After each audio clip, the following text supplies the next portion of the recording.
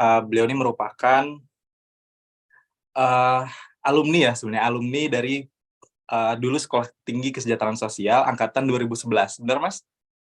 Betul, masuk 2011. Oke. Dan saat ini sedang menjalani pendidikannya lagi, yaitu sebagai Magister Ilmu Komunikasi di Universitas Bakri. Mas Ardi ini lahir di Jakarta pada tanggal 27 Desember 1992, dan saat ini merupakan saat ini bekerja di PLTGU dan PLTG PT Cikarang Listrindo Tbk as Community Development Lead dari tahun 2021. Nah, Mas Ardi ini juga banyak nih memiliki sertifikasi yang mendukung nih pembahasan kita pada hari ini. Beberapa di antaranya itu Certified ISO Sustainable Development in Community Social Value Indonesia, kemudian Certified Sustainability Report Assure, National Center of Corporate Reporting 2023, kemudian Certified Sustainability Report Specialist, National Center for Corporate Reporting tahun 2022. Baik, mungkin untuk tidak berlama-lama, kita akan memulai diskusi kita pada hari ini, dan saya akan serahkan kesempatan ini kepada Mas Ardi selaku pemateri. Silakan, Mas. Oke, terima kasih Mas Sidik. Ini saya dibantu share screen, apa saya bisa akses share screen-nya? Sebentar. Coba saya sendiri dulu ya. Oh iya, boleh Mas. Sepertinya sudah bisa, soalnya sudah co-host. Oke.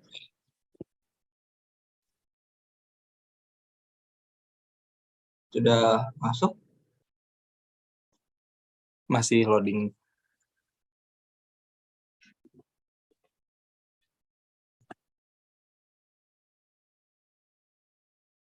Sudah?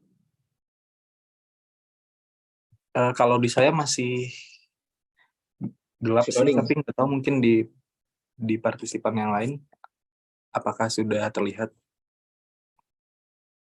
Belum.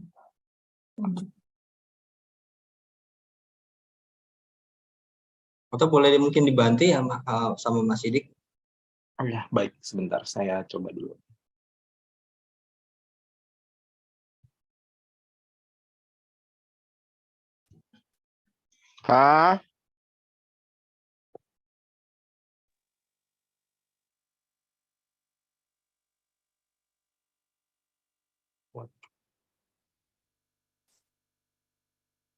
Atau mungkin karena berat kali ya. Coba saya matiin itunya dulu ya. Iya. Ini saya juga masih loading soalnya, sebentar ya.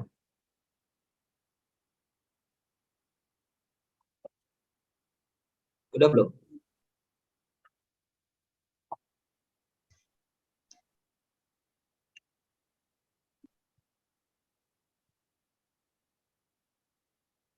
Belum ya Mas ya? Belum, masih loading juga, Mas.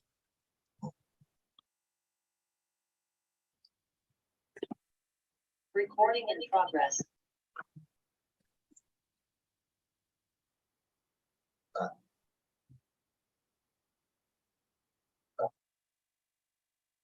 Coba kalau bisa dibantu sama Mas Sidik. Baik, sebentar ya Mas, saya coba dulu.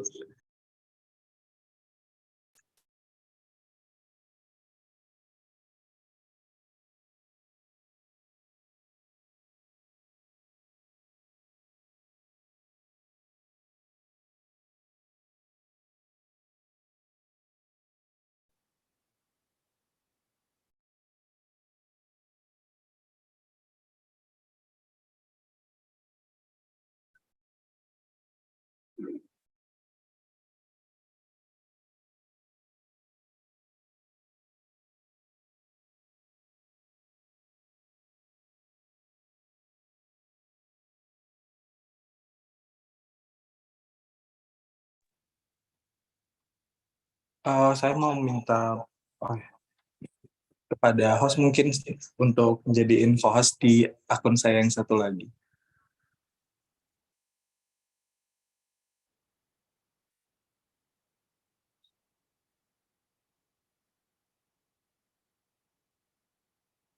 Oke.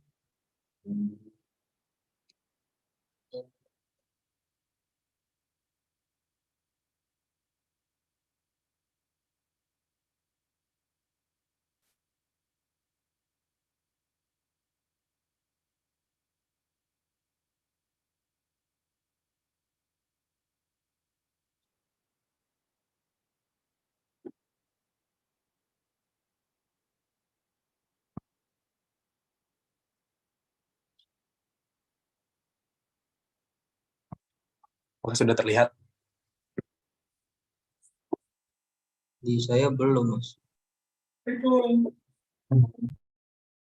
Udah kelihatan. Baik. Mungkin berarti di saya nih jelek sinyalnya. Ya nggak apa-apa. Mas Sidik pakai PDF atau PPT ya? Ini saya dapatnya yang PDF tadi dikirimnya. Bentar, saya Kebetulan. belum kelihatan, Mas. Oh iya.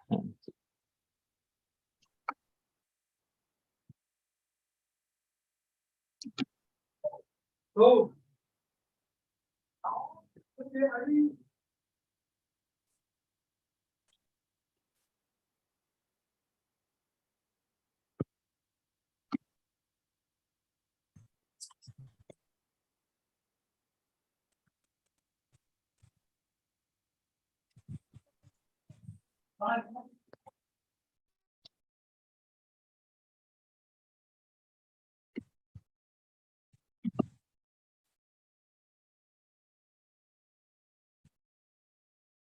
Oke, di saya baru kelihatan nih Mas Sidik. Oh iya, baik Mas. Oke, coba Mas Sidik agak ke bawah, punten. Oh, Tes. di... Oke, sip. Oke, Oke. udah kelihatan. Oke, Bapak Ibu, Assalamualaikum warahmatullahi wabarakatuh. Waalaikumsalam. Selamat siang. Sebelumnya salam kenal, saya Ganuardi Pradipta. Pada kesempatan hari ini dibintang oleh rekan-rekan dari Forum Kerja Sosial Indonesia ya, yaitu sedikit akan membahas terkait dengan peningkatan kesejahteraan sosial melalui CSR ya. Nah, mungkin di sini Bapak Ibu yang saya hormati sudah mengenal dengan istilah-istilah tentang CSR ya. Jadi sudah tidak asing lagi mungkin. Nah, di sini mungkin kita ada sedikit refreshment ataupun hal-hal yang perlu kita detailkan bersama-sama. Oke, next slide, Mas Sidik. Oke, langsung aja, Mas.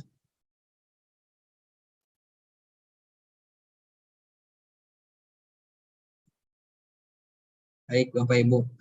Oke, Bapak Ibu, sebelum memulai ke spesifik the CSR, mungkin sedikit ingin mendeskripsikan atau melatar belakangi dari kegiatan atau pembahasan hari ini, yaitu kita lihat bersama bahwa peningkatan kesejahteraan sosial telah menjadi salah satu prioritas pembangunan bidang sosial, terutama perlindungan terhadap kelompok rentan dan miskin, atau kita sebutnya PPKS ya, atau pemerlu pelayanan kesejahteraan sosial khususnya fakir miskin. Apabila tidak dilakukan secara tepat akan berakibat kesenjangan sosial semakin luas dan berdampak pada pelemahan ketahanan sosial masyarakat serta dapat mendorong terjadinya konflik sosial, terutama bagi kelompok masyarakat yang tinggal di daerah terpencil atau di daerah perbatasan ya.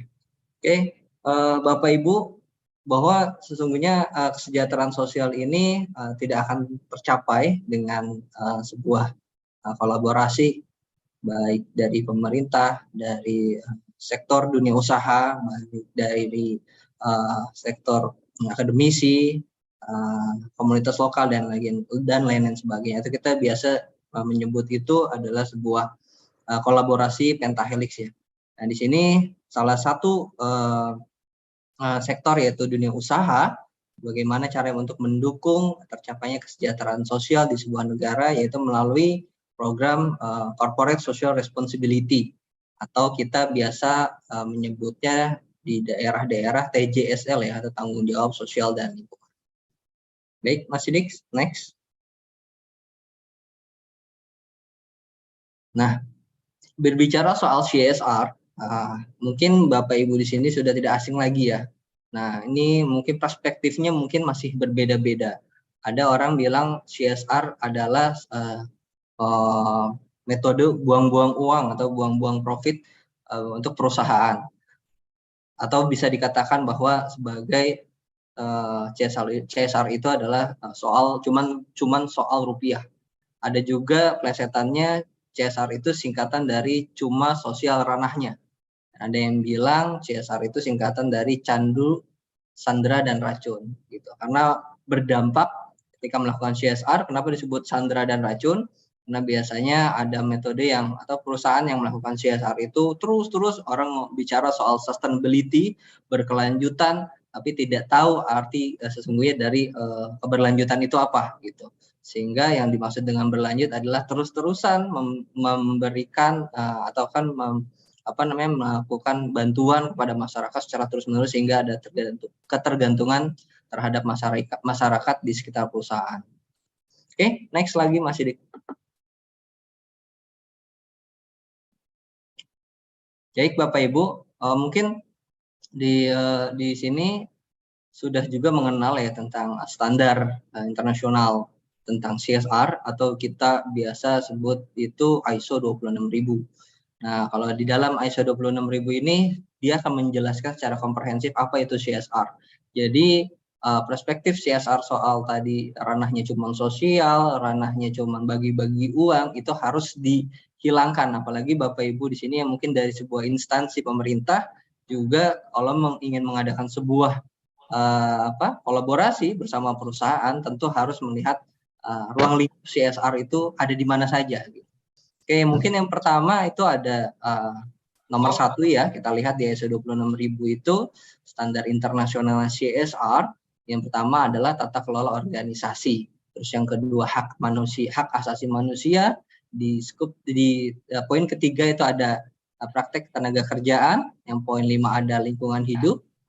Yang keempat ada lingkungan hidup. Yang kelima ada praktek bisnis yang adil. Keenam isu konsumen, dan terakhir itu di aspek ketujuh yaitu pelibatan dan pengembangan komunitas. Anak-anak mata lurun Pak.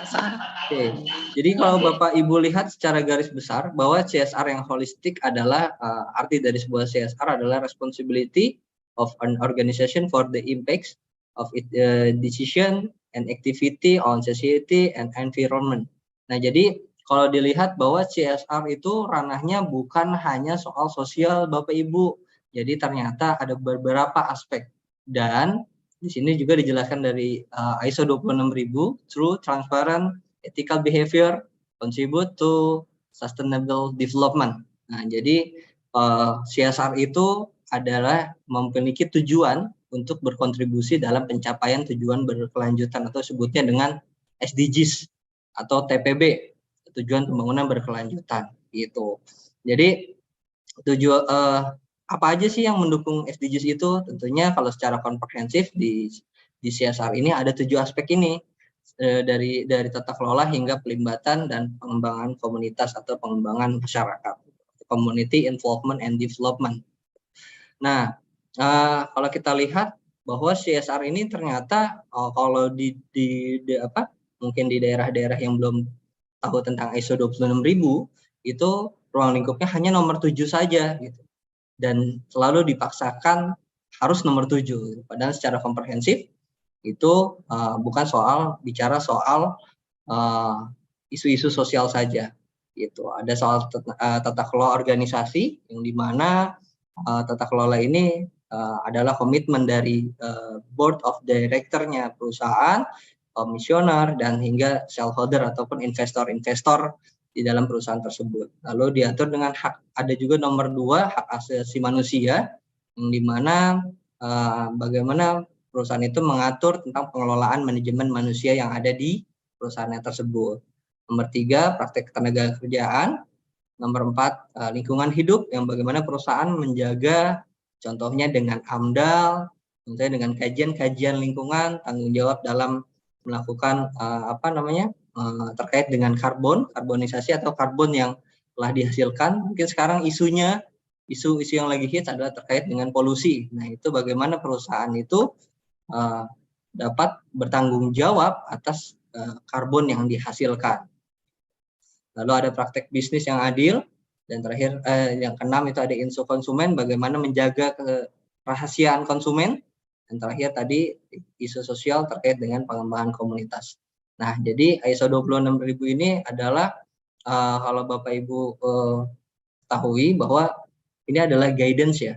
Jadi bukan mandatory. Jadi kalau ingin melakukan melakukan CSR yang komprehensif adalah mencoba follow ataupun mengapply 1 dengan 7 sampai dengan 7 aspek di ISO 26000. Oke, next lagi Mas Sidik.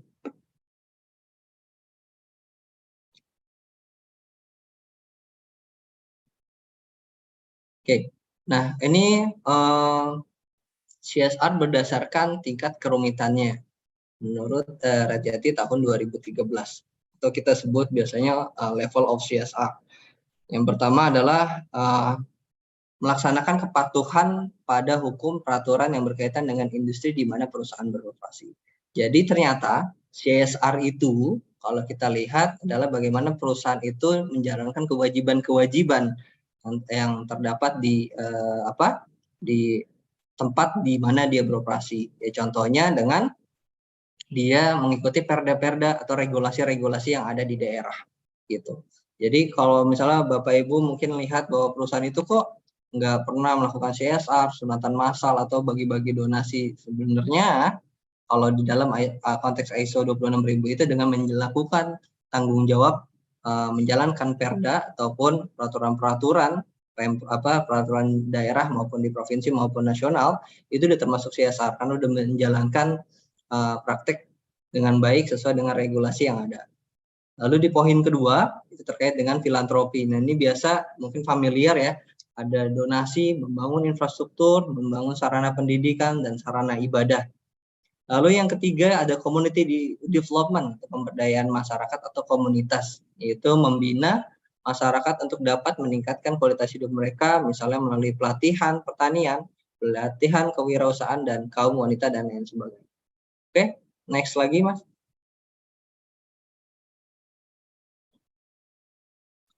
Nah, ini yang keempat, yaitu menanggung biaya atas dampak negatif yang dihasilkan. Nah, contohnya adalah mengolah limbah. Nah, isu-isu tentang lingkungan tentunya ada di poin 4 ini ya, di mana perusahaan yang menghasilkan sebuah karbon itu harus bertanggung jawab atas dampak yang telah dilakukan. Misalnya mengelola limbah dan sampah produk yang dihasilkan, kompensasi karbon footprint yang dihasilkan dengan menanam dan memelihara pohon. Lalu di kerumitan yang kelima yaitu holistic CSR, melakukan CSR dengan mengintegrasikan dalam sistem manajemen perusahaan sehingga CSR dilakukan seluruh individu dalam sebuah perusahaan. Nah, ini yang dimaksud dengan holistic CSR itu adalah bagaimana perusahaan lintas departemen, baik departemen CSR, departemen operation, departemen lingkungan, dan departemen lainnya itu bersatu padu untuk melakukan sebuah tanggung jawab sosial yang dimana guidance-nya adalah ISO 26000 yang tadi sudah saya jelaskan di slide sebelumnya. Oke, next lagi Mas.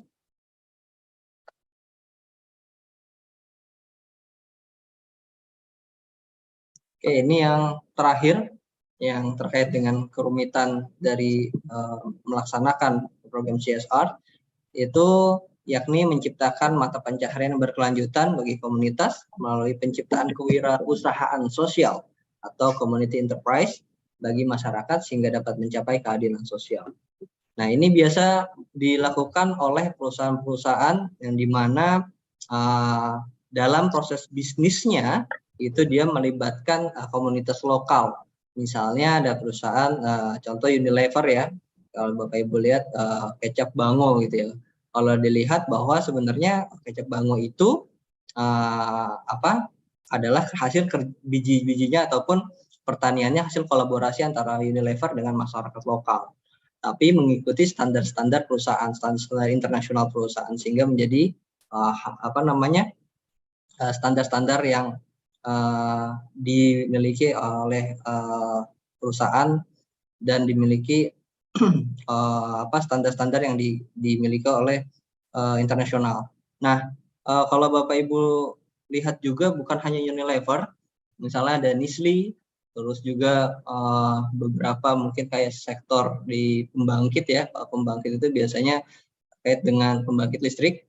Itu kalau untuk melakukan di tingkat kerumitan yang nomor 6 ini adalah bagaimana perusahaan itu meng-hire orang-orang lokal ataupun komunitas lokal yang mungkin pengangguran atau masyarakat miskin untuk melakukan instalasi-instalasi terkait dengan kelistrikan di wilayah operasi tersebut. Tentunya ini juga perlu ada pelatihan-pelatihan yang dilakukan oleh perusahaan untuk menyiapkan sumber daya manusianya. Oke, next lagi Mas.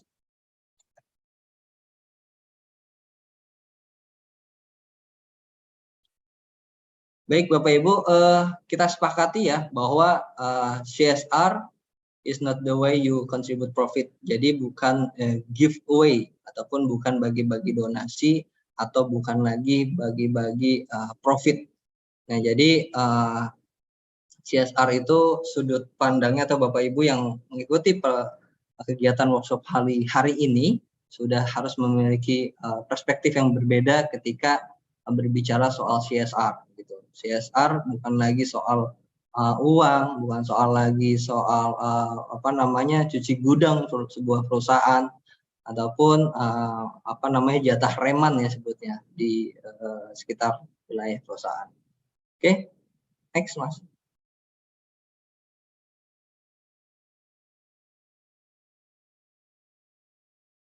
Baik Bapak Ibu, berikut merupakan regulasi CSR atau TJSL ya, yang mungkin kita lihat atau Bapak Ibu sudah ketahui ataupun mungkin beberapa belum mengetahui terkait dengan regulasi CSR dalam konteks mungkin ini nasional ya. Nah ini kalau kita lihat yang pertama adalah Undang-Undang Nomor 40 Tahun 2007 di mana tentang perseroan terbatas ketentuan mengenai CSR diatur dalam Pasal 74, lalu Peraturan Pemerintah Nomor 47 Tahun 2012 tentang tanggung jawab sosial dan lingkungan perseroan terbatas. Lalu ada Undang-Undang Nomor 25 Tahun 2007 tentang penanaman modal. Dalam Pasal 15 dinyatakan setiap penanaman modal berkewajiban melaksanakan tanggung jawab sosial perusahaan. Lalu berikutnya ada Undang-Undang 32 Tahun 2009 tentang perlindungan dan pengelolaan lingkungan hidup. Yang terakhir, PJOK nomor 51 tahun 03 tahun 2017 tentang penerapan keuangan berkelanjutan bagi lembaga jasa keuangan, emiten, dan perusahaan publik. Jadi ini merupakan regulasi, Bapak Ibu, begitu banyak regulasi yang ada yang untuk mengatur program TJSL atau CSR, sehingga di perusahaan juga ini menjadi hal penting ketika kita nanti khususnya perusahaan ya ini akan berdampak bagi investor maupun stakeholder terkait di sekitar wilayah operasi perusahaan. Oke, next lagi Mas.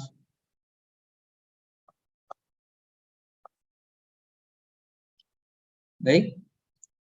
Berikut merupakan Sustainable Development Goals. Nah, apa hubungannya CSR dengan Sustainable Development Goals? Sesuai yang tadi kita bahas di slide sebelumnya, mengenai definisi dari sebuah ISO 26000, bagaimana di ISO 26000 itu selain melakukan transparansi juga harus berkontribusi terhadap capaian SDGs. Mungkin Bapak Ibu di sini dari berbagai kota memiliki tujuan ataupun tujuan pembangunan berkelanjutan yang berbeda-beda ya. Mungkin ada yang berfokus terhadap isu lingkungan, climate change, atau isu terkait dengan kemiskinan, isu terkait dengan tata kelola dan lain sebagainya. Nah, semua harus diintegrasikan program CSR ini karena perusahaan juga memiliki investor yang dimana investor tersebut juga harus diyakinkan bagaimana perusahaan tersebut itu melakukan kontribusi terhadap capaian ataupun tujuan global gitu. Nah, bagaimana kalau misalnya perusahaan tersebut tidak tidak berkontribusi terhadap tujuan pembangunan berkelanjutan. Tentunya biasanya itu akan menjadi sebuah teguran untuk investor, sehingga mungkin itu akan berdampak pada nilai saham gitu. Jadi kita diharapkan Bapak Ibu mungkin di sini dari instansi pemerintah juga harus bisa mengeduket di perusahaan-perusahaan di sekitarnya, bagaimana perusahaan juga harus menjadi bagian penting dalam pencapaian tujuan pembangunan berkelanjutan gitu. Dan di sini juga kita dan Bapak Ibu juga ketika mungkin mengarahkan sebuah perusahaan untuk capaian tujuan pembangunan berkelanjutan juga harus inline dengan metadata SDG yang dari Bappenas gitu. Katakan itu program tersebut itu mengacu pada pilar sosial, pilar ekonomi maupun pilar lingkungan, dan terakhir pilar hukum dan tata kelola. Tentu ini jadi tugas Bapak Ibu yang mungkin ada di sebuah instansi ataupun sudah melakukan kemitraan bersama perusahaan-perusahaan, tinggal diarahkan bagaimana mereka dapat berkontribusi di tujuan pembangunan berkelanjutan di daerah maupun di nasional. Oke. Next lagi, Mas.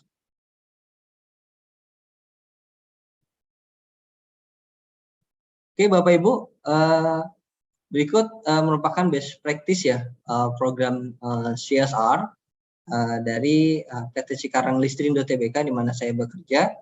Ini mungkin kita lanjut, Mas. Yang pertama itu ada program pemberdayaan perempuan rawan sosial ekonomi di Desa Pantai Bahagia yang merupakan daerah pedalaman di Kabupaten Bekasi. Oke, next.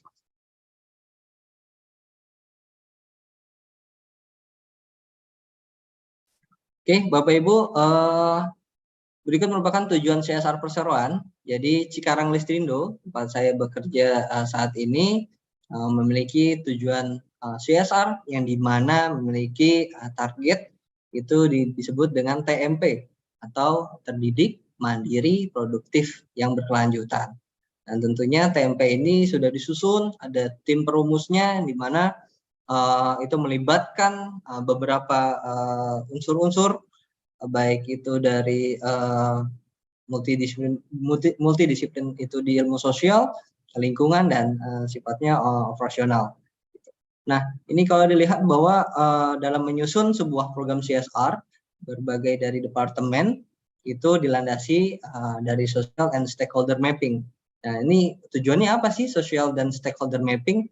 Nah, tentu menjalankan program CSR itu bukan konyong-konyong langsung membuat gitu ya, atau melakukan di masyarakat. Tentu kita harus tahu need and case-nya ya, atau kita sebut dengan baseline. Kita sebut baseline ini menjadi landasan kita untuk melakukan program CSR. Dan apakah perusahaan bisa melakukan dengan sendiri? Bisa. Tapi alangkah lebih baiknya itu disatu padukan ataupun dikerjasamakan atau disebutnya kemitraan. Kemitraan strategis bersama baik bersama NGO atau NGO lokal ataupun pemerintah, government. Dan di mana perusahaan juga memiliki peran. Jadi jangan hanya perusahaan itu single factor berperan untuk melakukan CSR. Kalau bisa itu berkolaborasi bersama mitranya dan memiliki tugas dan fungsinya masing-masing. Ini kalau di Cikarang Listrindo, yang pertama itu dari sisi Cikarang Listrindo itu memiliki tugas yaitu melakukan engagement sama masyarakat, lalu membuat inisiasi dan plan. Yang terakhir itu ada stakeholder relation, menjaga hubungan baik bersama stakeholder. Lalu untuk mitranya itu adalah bagaimana melakukan isu mapping, stakeholder analysis dan implementation. Nah, jadi kita melakukan kolaborasi ini yang dimana dituangkan pada masyarakat ya, kepada masyarakat atau kepada komunitas di wilayah operasional perusahaan, ataupun kita sebutnya di ring 1, di ring 2, ring 3, dan ring 4. Oke, yang pertama apa yang kita lakukan yaitu melakukan capacity building, di mana capacity building ini merupakan perubahan mindset ya masyarakat, apalagi kalau di PT Cikarang Listrindo. PT Cikarang Listrindo ini di daerah Kabupaten Bekasi, yang dimana masyarakatnya itu kita sebut masyarakat dinamika periurban, yang dimana desa tapi memiliki gejala kota. Jadi desa tapi udah kerukunannya ataupun gotong royongnya itu sudah mulai sedikit-sedikit mulai terkikis ya gitu. Nah, lalu kita bangun melalui capacity building, kita tingkatkan mindset-nya, kita tingkatkan pengetahuannya sehingga masyarakat menjadi masyarakat yang kaya akan pengetahuan gitu dan sesuai dengan tujuan yang ingin kita lakukan. Lalu yang kedua ada infrastruktur improvement, itu bagaimana kita mensupport infrastruktur yang ada. Jadi kiranya emang di situ secara geografis itu cukup baik ya. Nah, kita akan mencoba improve infrastruktur di wilayah tersebut. Lalu yang ketiga ada penguatan organisasi, yang dimana kita akan membentuk biasanya akan membentuk sebuah kelompok itu dan di SK-kan oleh desa bahkan dari dinas tempat dan akhirnya menjadi kelompok yang nanti bertanggung jawab untuk dalam pengelolaan sebuah program. Lalu di tahap keempat itu kita biasanya akan melihat dari indikator keberdayaan masyarakat ya, atau dilihat bahwa masyarakat ini sudah mandiri atau tidak ketika melakukan sebuah kolaborasi bersama perusahaan dan mitra. Dan terakhir itu ada tahap, yaitu tahap termination atau tahap pengakhiran. Karena kita yakin masyarakat juga perlu di terminate agar tidak ketergantungan terhadap perusahaan gitu. Oke, next lagi Mas Sidik. Nah, ini merupakan pilar perseroan dari PT Cikarang Listrindo. Yang pertama itu ada sosial ekonomi, lalu ada lingkungan, dilanjut ada pilar kesehatan, dan terakhir ada pilar pendidikan. Oke, next.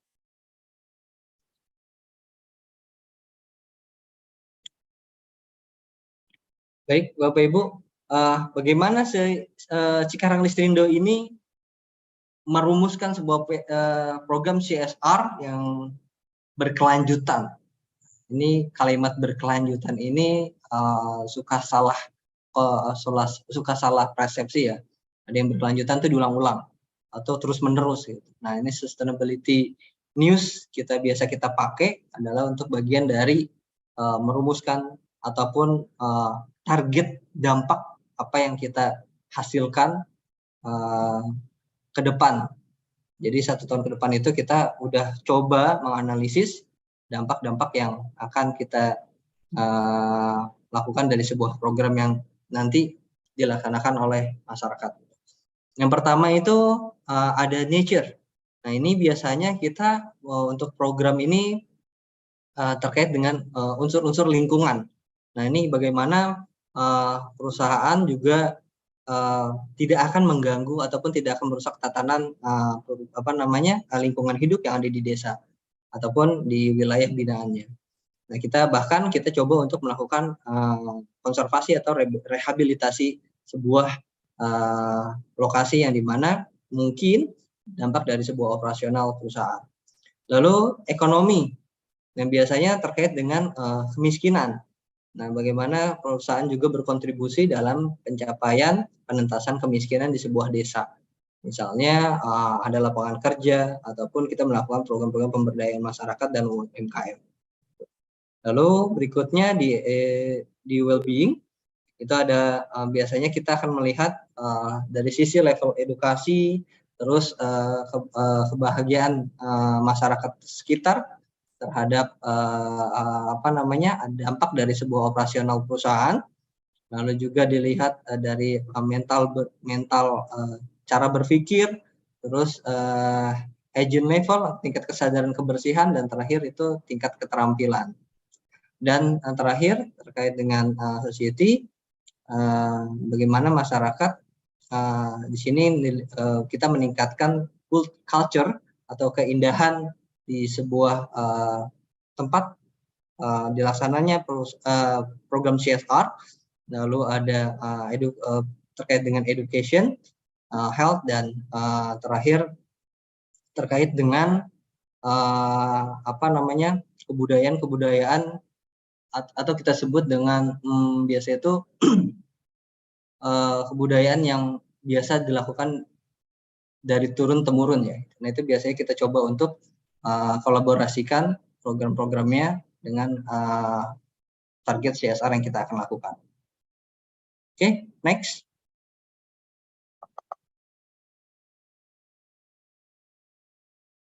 Oke, baik Bapak Ibu, ini merupakan program pemberdayaan perempuan rawan sosial ekonomi dari PT Cikarang Distrindo, atau kita sebut PRSE, dalam inovasi pengelolaan mangrove, yang dimana target SDG-nya itu adalah nomor 5, keterlibatan perempuan di desa ataupun gender equality di SDGs nomor 5.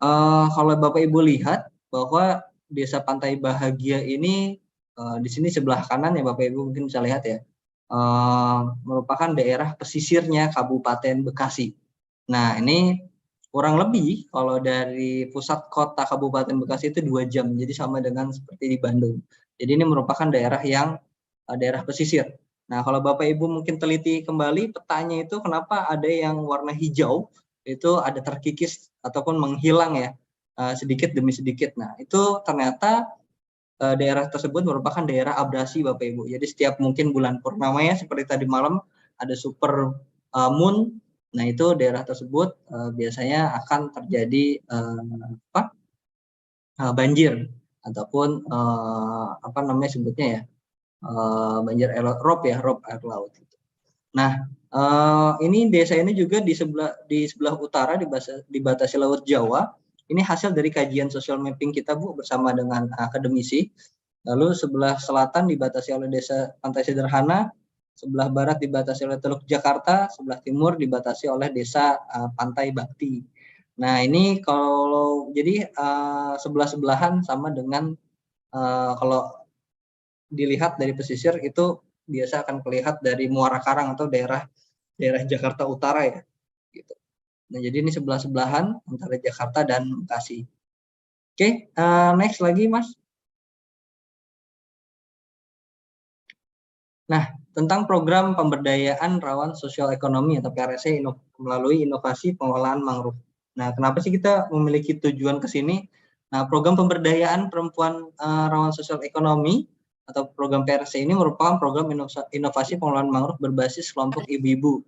Nah, kita di desa Pantai Bahagia yang mewadahi kelompok bahagia berkarya atau kebaya ya kita singkat, dalam beraktivitas, menambah perekonomian serta wadah edukasi dan pendidikan konservasi bagi masyarakat sekitar.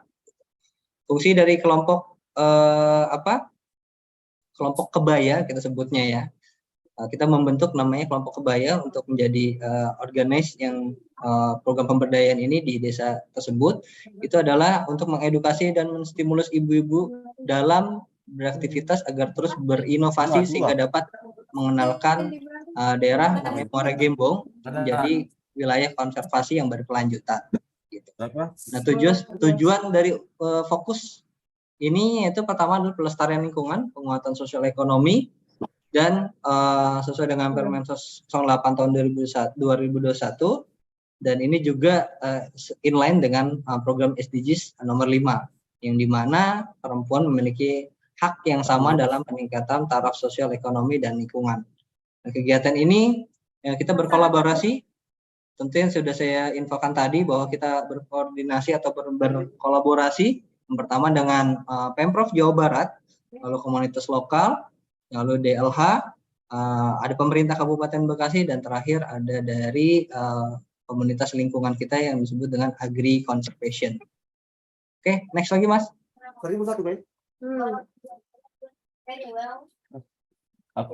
Nah, setiap program yang kita buat biasanya kita akan membuat namanya Renstra. Jadi kita bukan hanya sifatnya kiss and run ya, habis dicium lalu kabur. Nah ini atau kita bangga-banggakan lalu kita kabur gitu. Nah ini kita membuat timeline selama 5 tahun dalam membuat sebuah program CSR di aspek community development dari tahun 2021 hingga tahun di 2025. Dan kalau Bapak Ibu lihat di tahun 2025 itu dapat mereplikasi program pesisir di wilayah yang dimana si kelompok ini nanti kalau misalnya sudah kita akan terminate dia coba untuk mereplikasi di daerah-daerah sekitar area konservasi lainnya gitu. Jadi kita harapkan menjadi modeling dan menularkan semangat dalam memberdayakan perempuan rawan sosial ekonomi di sekitarnya. Kenapa sih disebut perempuan rawan sosial ekonomi? Jadi sebenarnya di desa ini tuh Bapak Ibu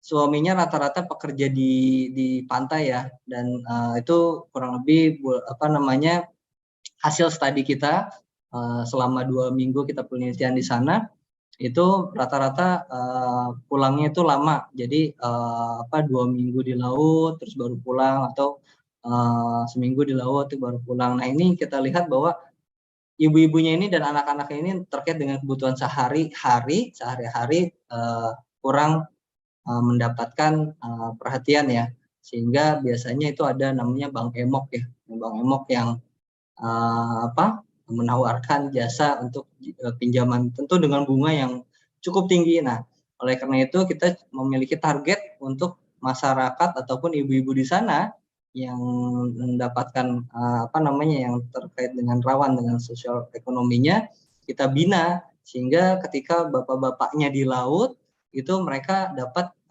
memiliki aktivitas yang produktif ya, aktivitas produktif sehingga menghasilkan sebuah karya dan mendapatkan nilai ekonomi gitu. Jadi tidak usah lagi ada istilah-istilah Bank Emok itu datang ke sana. Nah, kurang lebih nanti kita akan lihat dampak yang udah kita rasakan selama 3 tahun ini. Oke, next, lanjut Mas.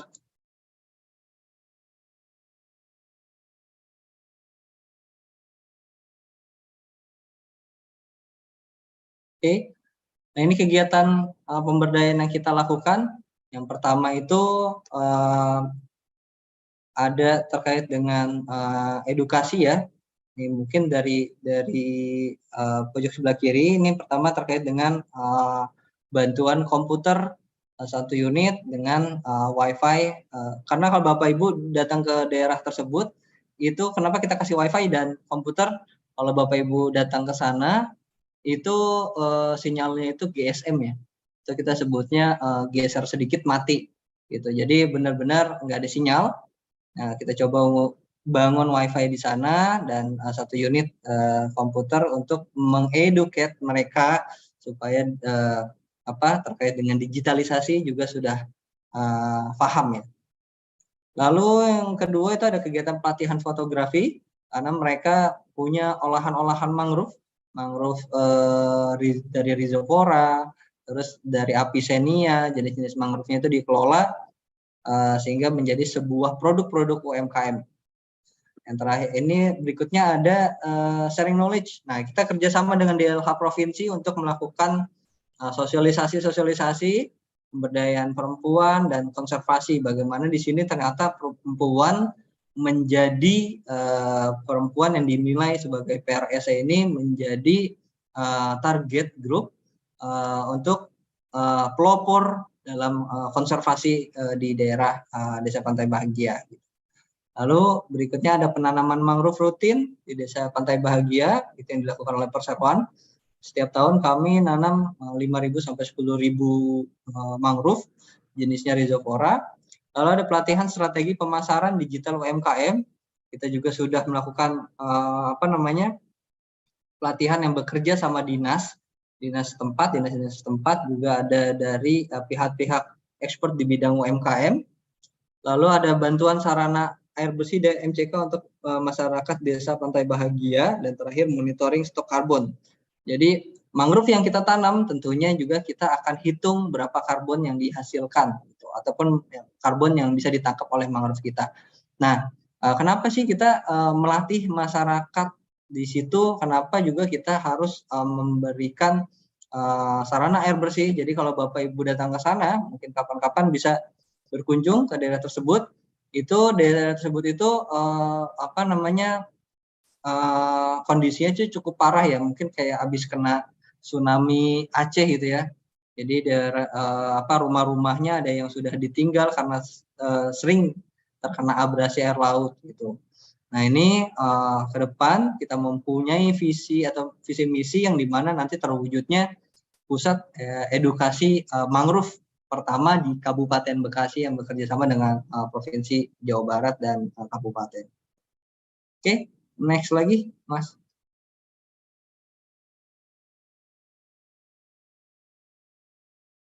Nah, ini dia dampak sosial yang dari program pendampingan ibu-ibu di sekitar Muara Gembong atau sebutnya Kampung Beting ya. Nah, ini pencapaiannya kurang lebih awalnya itu kita bina hanya 18 orang dan kita target itu pada tahun 2025 itu yang kita bina itu sekitar 35 orang gitu. Karena tentunya ada ada syarat-syarat khusus ataupun komitmen khusus ketika kita ingin membina sebuah kelompok ya. Jangan sampai kelompok itu kita bina hore-hore di awal, semangat-semangat di awal, dan ketika menjalankan prosesnya itu tentu nanti biasanya ada yang kabur kan, entar itu ada yang hanya partisipatif pasif yang dimana tidak terlalu memiliki kontribusi di kelompok. Oke, next lagi Mas. Saya masuk lagi, kelihatan nggak? Absennya aja sih, Chef. Oke, nah ini dampak program dalam dampak ekonominya ya. Jadi sebelum adanya pendampingan sama dengan setelah ada pendampingan ya. Kalau Bapak Ibu lihat, mungkin di tahun 2020 itu sebelum ada pendampingan, penghasilannya itu biasanya 5.400.000 per bulan dari hasil jualan produk-produk UMKM-nya gitu ya. Nah ini tadinya kemasannya nggak gini ya Bapak Ibu, kemasannya masih ya ala kadarnya. Lalu kita coba dengan tim kami kita rubah sehingga menjadi kemasan yang eye-catching dan orang pun tertarik untuk coba membelinya gitu. Dan biasanya dicoba enak, nah akan beli lagi biasanya seperti itu. Nah ini di tahun 2020 kurang lebih tadi ya 5.400.000, lalu di tahun 2021 peningkatannya cukup drastis karena secara kemasan juga sudah terlihat bagus, pendistribusiannya juga cukup bagus juga. Kurang lebih satu kelompok itu dikelola oleh 18 orang sudah mendapatkan 9 juta, dan terakhir di tahun 2022 itu rata-rata pencapaian tertingginya ini per bulan ya Bapak Ibu itu sekitar 10.800.000. Ini rata-ratanya. Bahkan kemarin di tahun 2023 di semester awal, punten belum saya tulis, itu rata-rata penghasilan bersihnya itu sampai dengan 20 juta lebih. Oke, next lagi, Mas. Oke, berikutnya program disabilitas berdaya mandiri atau kita sebut namanya itu Prodi Mentari ya Bapak Ibu ya. Prodi Mentari singkatannya dari program disabilitas berdaya mandiri. Ini sebenarnya ada program disabilitas mental berdaya mandiri. Oke, ini kita bekerja sama dengan Yayasan Kumala yang dimana kita coba untuk mengelola limbah kami, limbah perusahaan, limbah kertas itu diolah menjadi sebuah goodie bag yang mungkin Bapak Ibu lihat ya. Jadi ini limbah kertas yang dicampur oleh pelepah pisang sehingga menjadi sebuah barang yang bernilai ekonomi. Nah tentunya ini siapa membuatnya? Ini pembuatnya dari teman-teman ODGJ Bapak Ibu dinamai Yayasan Al-Fajar Berseri gitu. Dari Kecamatan Tambun Selatan Kabupaten Bekasi. Gitu. Nah, kita coba membina ODGJ kurang lebih 20 orang di tahun 2021 sampai dengan 2023 ini. Gitu. Adapun hasil-hasil karya yang sudah dibuat itu di antaranya tadi ada goodie bag, ada paper bag, terus ada tempat tisu, dan terakhir itu di tahun 2023 ini kita coba memanfaatkan kayu bekas yang ada di desa tersebut, di Desa Sumberjaya, itu menjadi sebuah tumbler yang dimana tumbler dan goodie bag ini balik lagi ke perusahaan, itu dibeli sama perusahaan. Kemarin ada terakhir sekitar mungkin 200 pesanan ya. Jadi secara langsung perusahaan bertransaksi kepada kelompok penerima manfaat dengan membeli produk yang dihasilkan oleh teman-teman ODGJ. Ini apakah ODGJ-nya ini dalam level sedang, ringan, atau yang berbahaya gitu? Tentunya kita sebelum memulai aktivitas ini biasanya dibantu oleh teman-teman bidangnya kerja sosial untuk dilakukan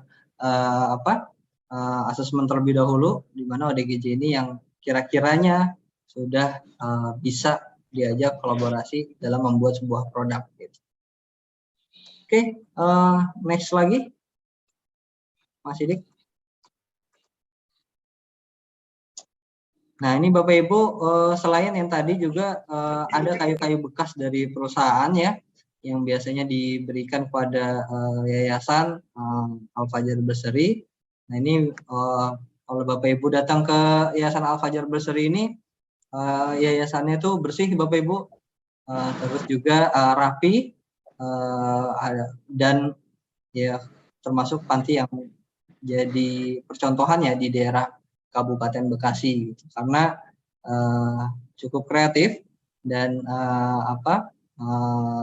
penanganannya juga cukup baik. Nah, ini salah satu contoh ya limbah kayu yang kita berikan, terus dijadikan sebuah dijadikan sebuah taman ya di pantinya gitu. Nah, ini tentu saja dari teman-teman ODGJ yang melakukan dengan bimbingan dari pendampingnya. Oke, next lagi. Nah, ini berikutnya program yang dimana kita mengemas sebuah program menjadi sebuah target bersama pemerintah Kabupaten Bekasi, desa wisata potensi alam dan budaya itu di daerah Kertarahayu. Di mana ini bersebelahan langsung dengan pembangkit listrik di kawasan MM 2100 di ring satunya. Itu kurang lebih di sana hasil dari kajian social mapping kita ada sekitar 8.728 jiwa, di mana daerah tersebut juga terbagi menjadi 3 dusun ya. Oke, next lagi, Mas. Nah, target kami di program ini adalah target penurunan angka kemiskinan, yang dimana inline dengan SDG nomor 1. Ini pemberdayaan masyarakat berbasis potensi, yang dimana di Desa Kertarahayu berfokus pada sosial, peningkatan taraf ekonomi, dan pelestarian lingkungan.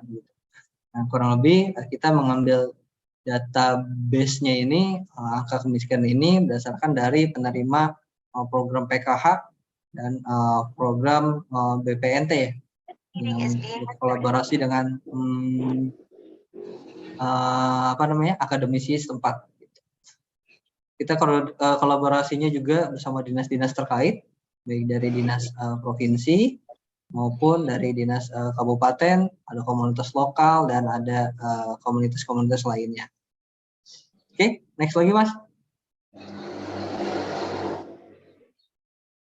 Nah, ini rencana strategis program Deswita di Kertarahayu, di mana kita mempunyai target selama 4 tahun dengan program sampai dengan tahap 4, dan kita harapkan ini juga akan berdampak pada penurunan kemiskinan di wilayah Desa Kertarahayu. Oke, next lagi, Mas.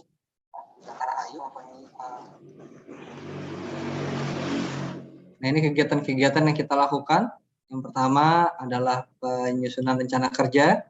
Lalu biasanya ada event budaya lokal ya, atau disebutnya dengan sedekah bumi.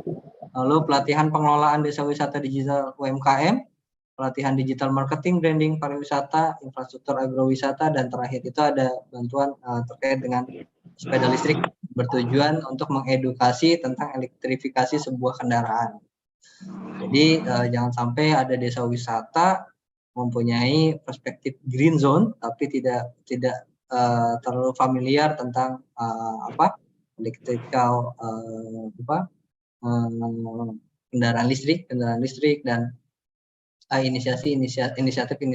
inisiatif terkait dengan pengurangan emisi karbon, khususnya di skup di kendaraan. Oke, next lagi Mas.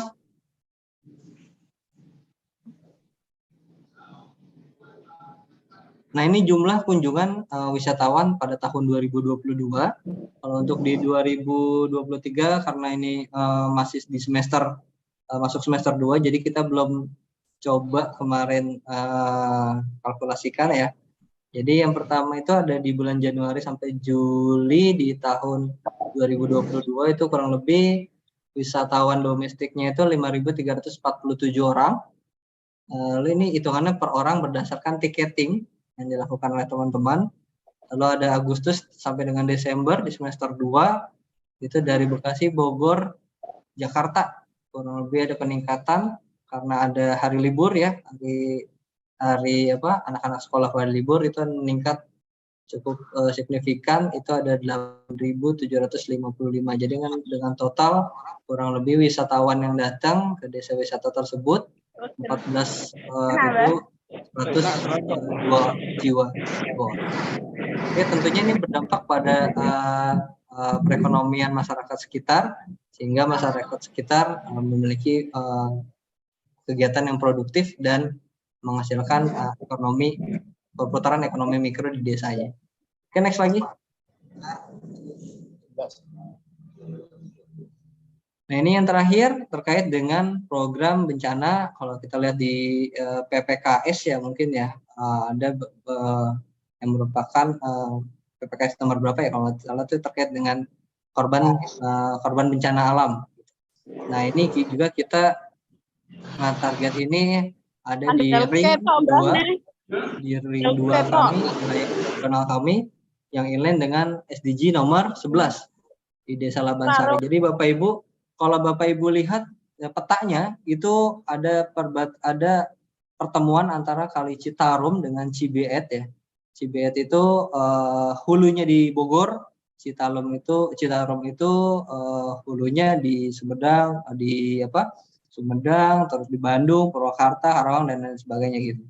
Nah, ini daerah tersebut sering banjir Bapak Ibu, langganan banjir, dan menjadi target kami bagaimana masyarakat ini siap atau tanggap dalam situasi bencana. Nah, Desa Labansari ini juga kurang lebih ada sekitar 6.400 jiwa atau 1.800 kakak berdasarkan hasil dari social mapping bersama pihak akademisi dan ini kita sebut dengan kegiatan bersatu sikap bencana atau begana, di mana persiapan untuk masyarakat menghadapi mitigasi dan ketika mempersiapkan diri terhadap kebencanaan yang terjadi di wilayahnya. Oke, next Mas.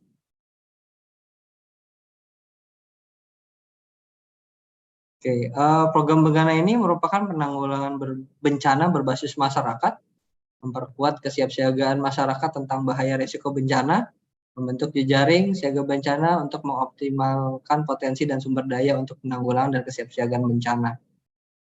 Target khusus dari program Begana ini adalah masyarakat usia produktif yang memiliki kepedulian kepada lingkungan sekitar, memiliki passion dalam penanggulangan bencana, dan memiliki 3 fokus sama seperti sebelumnya: mitigasi bencana, pelestarian lingkungan, dan penguatan sosial ekonomi.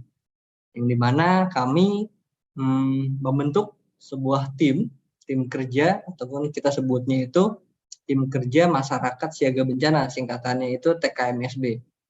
Kenapa sih harus bikin sendiri? Kenapa nggak Tagana aja, atau kenapa nggak nggak Destana aja gitu ya? Nah, ini tujuannya adalah bagaimana sebenarnya kami ingin tidak ada sifatnya ego sektoral atau ego instansi. Jadi mentang-mentang itu dipegang Dinsos, terus BPBD nggak mau masuk, dipegang BPBD, Dinsos nggak mau masuk gitu. Jadi kita coba untuk bagaimana kita buat tim independen dan ini di SK-kan oleh desa dan menjadi role model di Kabupaten Bekasi. Masyarakatnya ini ataupun timnya ini bisa ada yang ke BPBD, ada yang bisa ke dinas sosial gitu kolaborasinya. Nah, selain itu juga kita di aspek pelestarian lingkungan membentuk bank sampah dan penguatan ekonomi dengan membentuk Eco Village. Nah, jadi Eco Village ini kan irisan dengan program dari Dinas Lingkungan Hidup ya. Jadi makanya di program ini pun kita melibatkan banyak sekali instansi untuk kolaborasi dan kalau misalnya ingin dilakukan sebuah klaim, sebuah program dari sebuah instansi tersebut, kita sangat welcome gitu. Nah, ini manfaat dari program Begana ini yaitu dapat meminimalisir dampak sosial ekonomi jika terjadi bencana di daerah tersebut, memperkuat mitigasi sehingga dapat menjadi kawasan siaga bencana yang terintegrasi dengan baik. Oke, next Bapak Ibu. Next lagi Mas Sidik. Nah, ini rencana strategis dari program Begana. Kita akan membina 5 tahun karena kita tahu bahwa pemberdayaan masyarakat di bidang bencana ini khususnya masyarakat yang terkena wilayah yang terkena bencana, sering terkena bencana ini tidak mungkin hanya dilakukan 1-2 tahun saja. Karena kita percaya bahwa 5 tahun ini merupakan target kami bersama instansi-instansi lainnya untuk terciptanya kawasan ataupun area tanggap kebencanaan yang terintegrasi dengan baik. Dari tahun 2021 kita membentuk TKMSB atau tim kerja masyarakat siaga bencana, lalu melakukan pelatihan di tahun 2022 juga kita melakukan pelatihan. Banyak sekali pelatihan karena pelatihan itu bukan cuma sekali, tapi di kami itu melakukan pelatihannya improvement. Jadi mungkin yang pertama itu level basic, kedua advance, baru 3 expert gitu. Nah, jadi jangan diulang-ulang lagi karena biasa masyarakat juga akan meneliti, ini bosen ini terus.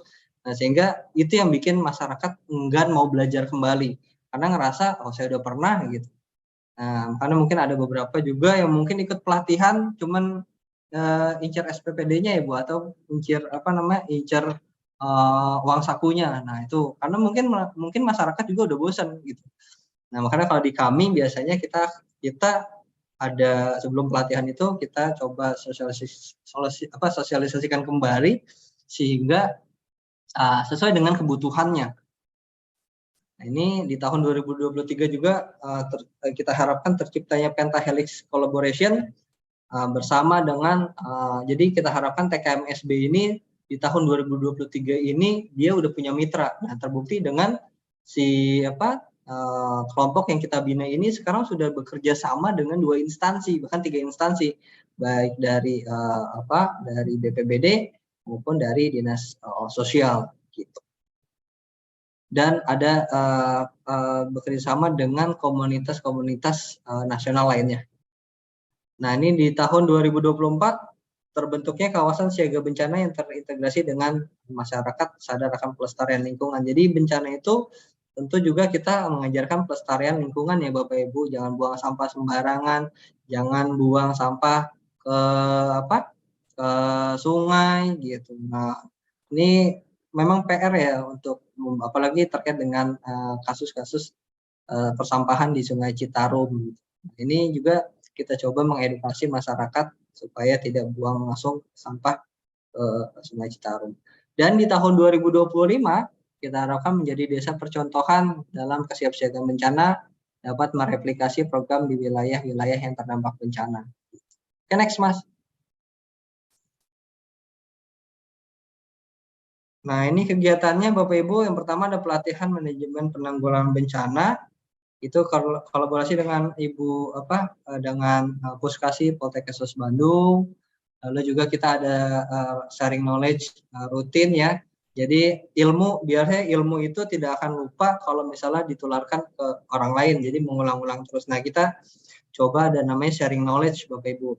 Jadi biar masyarakat ini skillnya, pengetahuannya itu nggak lupa gitu. Jadi kita coba untuk melakukan sharing knowledge baik ke komunitas maupun ke sekolah-sekolah gitu. Lalu juga kita membentuk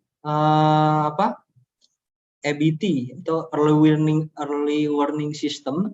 Early warning system itu berteknologi EBT. Jadi kalau misalnya banjirnya kurang lebih sudah 1 meter atau 30 cm ya biasanya 30 cm ini akan memberikan peringatan terhadap masyarakat. Ini kita kolaborasi bersama Sekolah Teknologi Duta Bangsa untuk membuatnya. Kurang lebih saat ini sudah ada 3 titik di desa tersebut. Lalu juga ada simulasi tanggap bencana di Desa Labansari. Ada pelatihan water rescue. Kalau misalnya daerah banjir terus kita asah pengetahuannya terkait dengan water rescue juga kita setiap tahun levelnya ataupun tingkat kemampuannya kita terus tingkatkan ya. Terus ada bantuan terkait perahu dan sarana administrasi serta ada pelatihan manajemen psikososial yang dibantu oleh teman-teman dari Puskasi Poltekkes Bandung. Oke, next, Mas. Nah, ini kegiatan-kegiatannya di tahun 2021, 2022, dan 2023. Dan kita akan berlanjut sampai dengan tahun 2020. Oke, next lagi, Mas.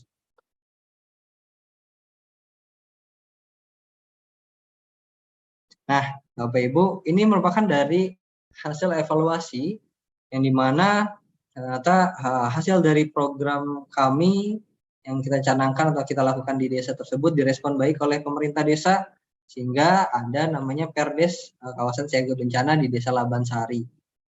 Ini dimana kita harapkan nanti ketika kita melakukan terminasi atau pengakhiran program itu budgetnya itu ataupun secara anggaran itu sudah diatur di dana desa melalui anggaran dana desa gitu. Jadi jangan sampai nanti perusahaan tidak datang lagi terus tidak ada komitmen dari pemerintah setempat atau desa setempat.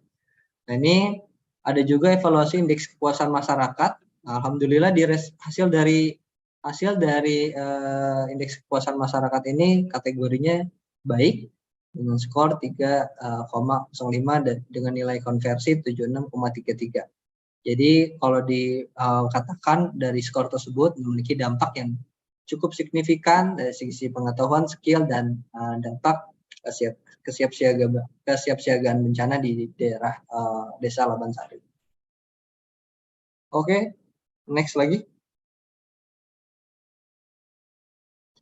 Oke, baik Bapak Ibu, berikut sharing knowledge atau sharing session ya dari saya. Mungkin kurang lebihnya mohon maaf. Jika ada pertanyaan, mangga bisa didiskusikan kita bersama-sama. Saya akhiri. Wassalamualaikum warahmatullahi wabarakatuh. Terima kasih. Saya kembalikan ke Mas Sidik. Waalaikumsalam warahmatullahi wabarakatuh. Sebelumnya apakah suara saya terdengar?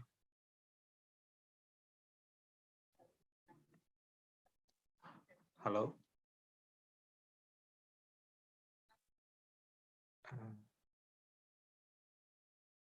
Halo Mas, suaranya kecil ya?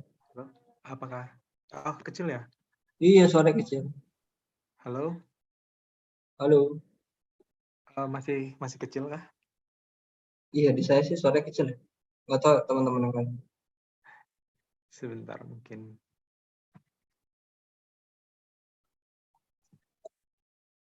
Halo? Apakah sudah jelas?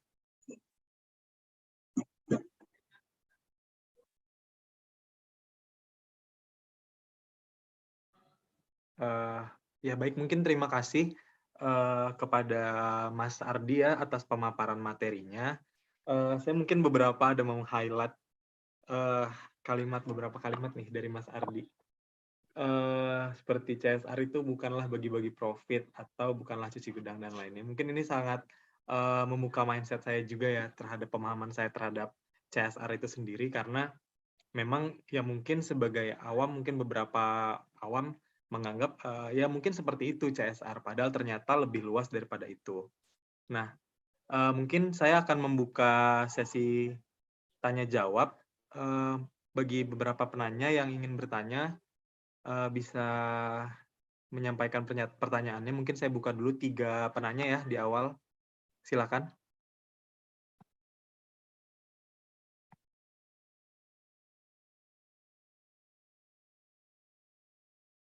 Sepertinya ini dari ada yang raise hand, ada dari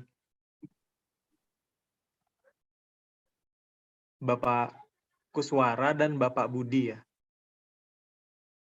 Mungkin silakan Bapak Kuswara terlebih dahulu. Iya, terima kasih. Ini moderator Mas Nur bisa dengar ya?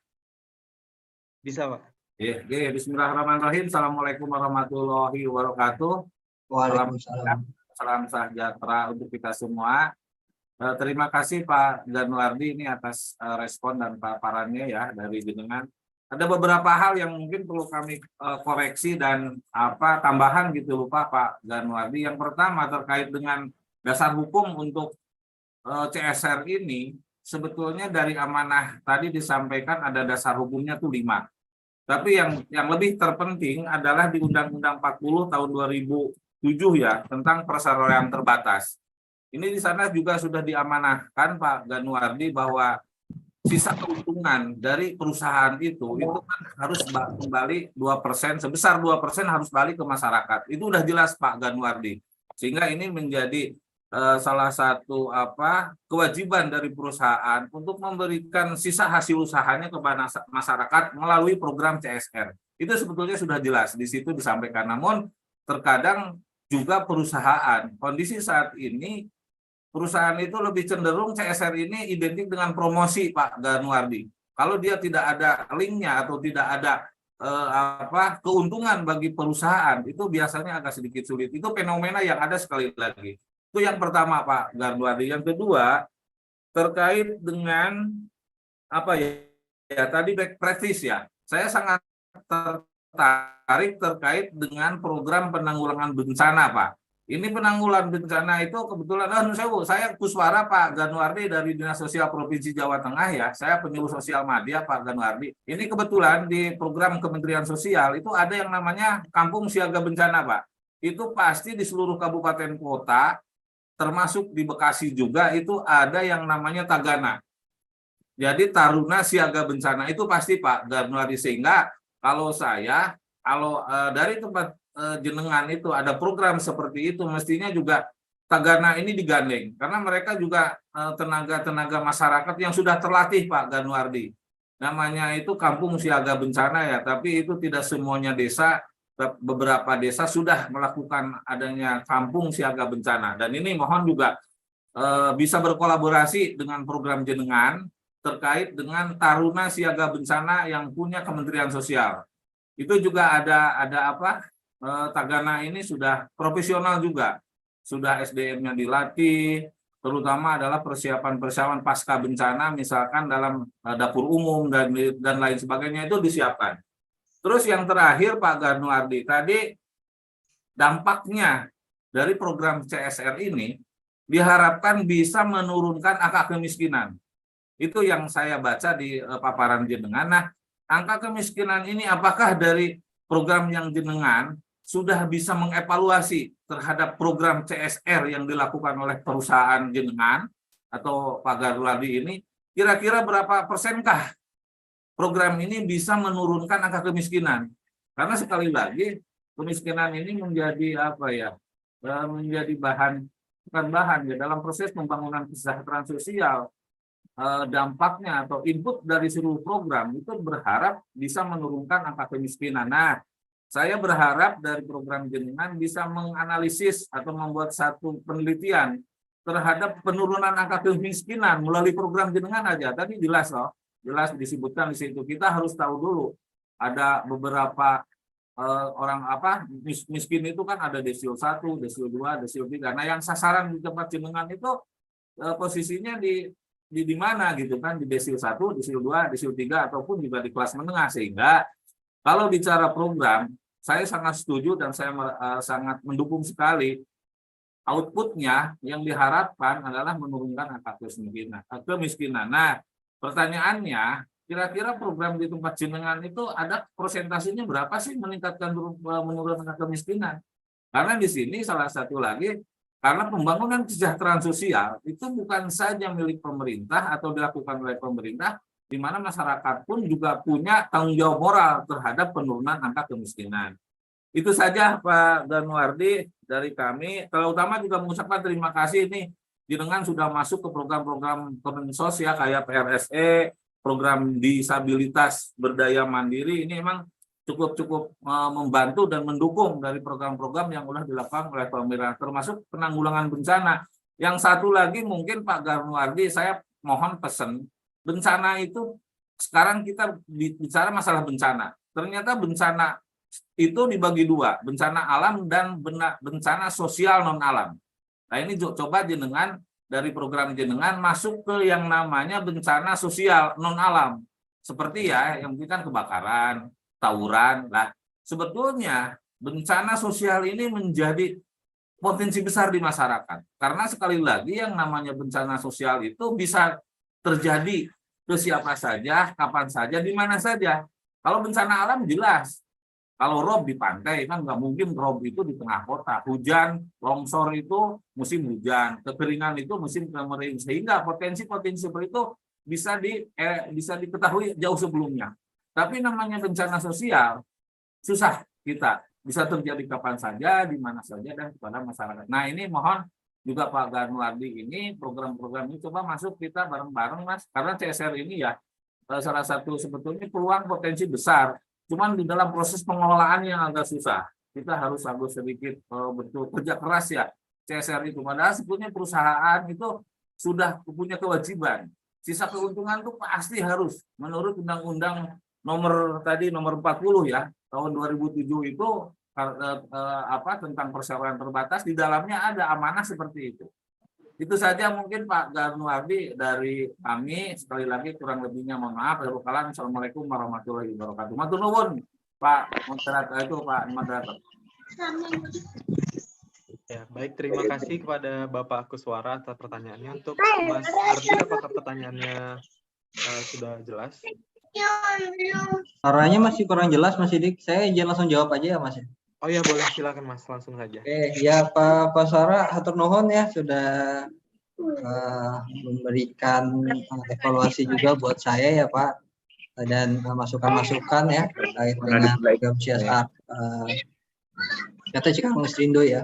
Baik, yang pertama mungkin terkait dengan UU Perseroan Terbatas ya Pak ya. Nah ini mohon izin Pak, di dalam UU Perseroan Terbatas itu sebenarnya tidak ada kalimat terkait dengan kontribusi sebesar 2%. Nah, ada mungkin itu mungkin ya di Undang-Undang PJSL BUMN mungkin ya Pak ya. Kalau misalnya dilihat 2%, karena di dalam Undang-Undang Perseroan Terbatas itu hanya ada kalimat terkait dengan perusahaan berkewajiban melakukan tanggung jawab sosial atau melakukan program CSR gitu. Jadi tidak ada yang mengatur sebenarnya persentase dalam sebuah pengeluaran dana ya harus 2% gitu. Itu tidak ada. Jadi sebenarnya dulu sempat Pak itu ada undang-undang khusus buat CSR yang akan dibuat. Kan tetapi itu banyak penolakan karena kita tidak tahu Bapak sekarang itu siklus bisnis itu posisinya sedang di mana. Mungkin sekarang kalau misalnya katakan berbicara soal energi ataupun perusahaan di bidang energi, dia akan baik-baik saja gitu ketika dia menghasilkan 2%. Tapi tidak akan baik-baik saja ketika kita melihat dari sisi sudut bisnisnya di bidang e-commerce ya, kayak Shopee, terus Tokopedia yang mereka sekarang sedang gonjang-ganjing, bahkan sedang menuju ke pilot gitu. Oleh sebab itu tidak bisa dikatakan sebenarnya makanya di undang-undang tersebut tidak ada 2% di situ gitu. Nah, terus yang berikutnya terkait dengan marketing strategi ya Pak ya. Kenapa sekarang mungkin ada beberapa perusahaan yang melakukan CSR tapi ada unsur-unsur marketingnya, atau kalau misalnya mereka nggak ada unsur marketingnya mereka tidak mau gitu. Sebenarnya Pak, CSR itu sebenarnya tidak bisa itu bagian dari sebuah pencitraan sebuah perusahaan Pak gitu. Nah, bagaimana pencitraannya ini sekarang sebenarnya adalah bagaimana pencitraannya ini berdampak positif atau negatif gitu sebenarnya. Nah, kalau kita lihat misalnya apa ya? Coba mana ada perusahaan yang melakukan CSR tanpa ada unsur pencitraan? Nggak bakalan ada, Pak.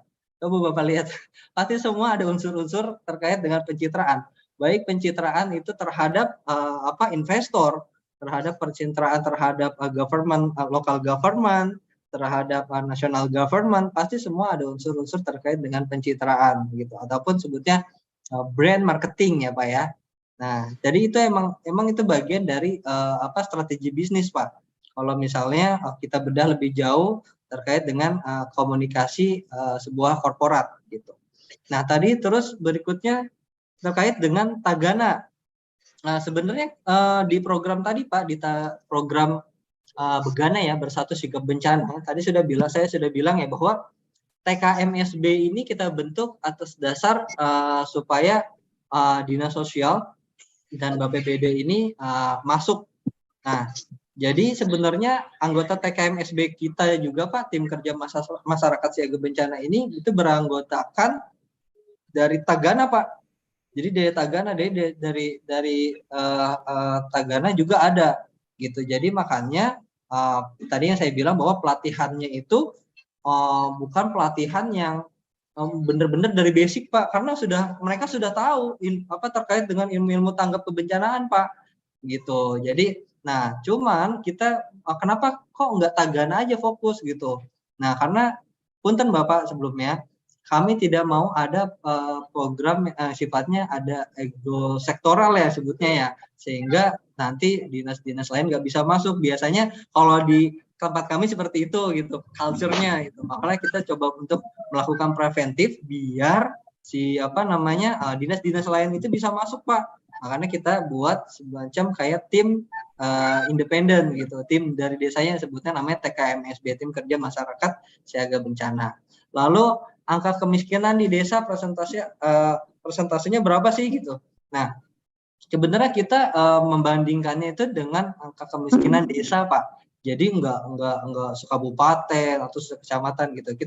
Kita berdasarkan dari riset ya bersama tim konsultan kita yang expert di bidangnya. Tentu kita meng-hire Pak, membayar mereka untuk melakukan riset di sana selama 1 bulan di daerah tersebut gitu. Nah, melihat dampak dari program kita itu kira-kira kalau dilihat angka kemiskinannya itu dari sebuah desa dengan intervensi program kita itu berkurang berapa persen sih? Nah, presentasinya dari tadi kan ada beberapa desa ya Pak ya, desanya ada desa A, B, C, dan D gitu ya.